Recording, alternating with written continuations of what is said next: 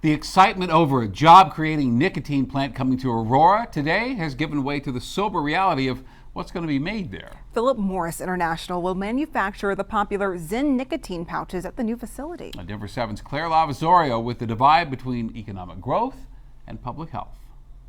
These small cases will soon be manufactured in Northeast Aurora. The small pouches inside as a way to get nicotine without tobacco or to reduce tobacco use.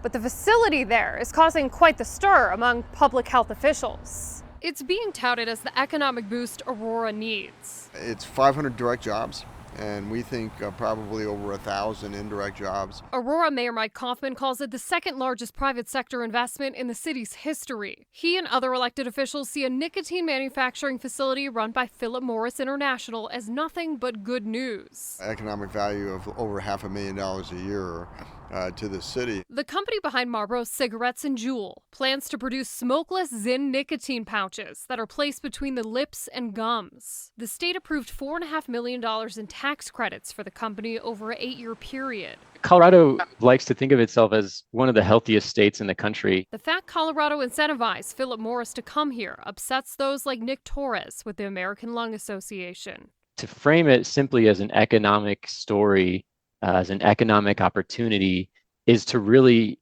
do a disservice to people, Coloradans like myself, who have lost loved ones as a direct result of Philip Morris products over the years. Dr. Carolyn Dressler, a thoracic oncologist, is also speaking out against the facility. And they come to Colorado.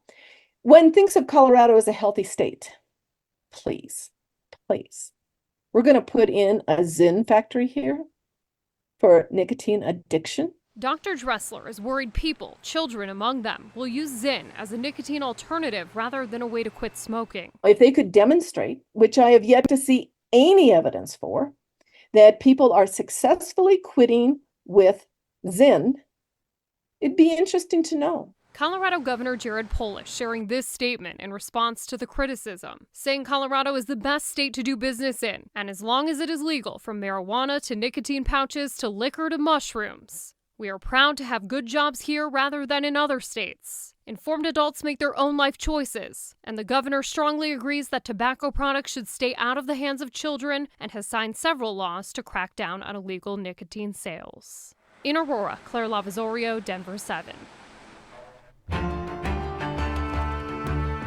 So let's take a closer look at the scrutiny surrounding ZYN. There was a recent effort on Capitol Hill to crack down on that product. In January, Senate Majority Leader Chuck Schumer pushed the federal government to investigate the product, claiming it was being advertised to teenagers.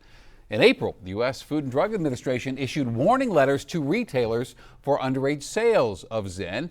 In fact, it filed 41 complaints to stores that sold to underage buyers. The FDA says those nicotine pouches are popular among youth.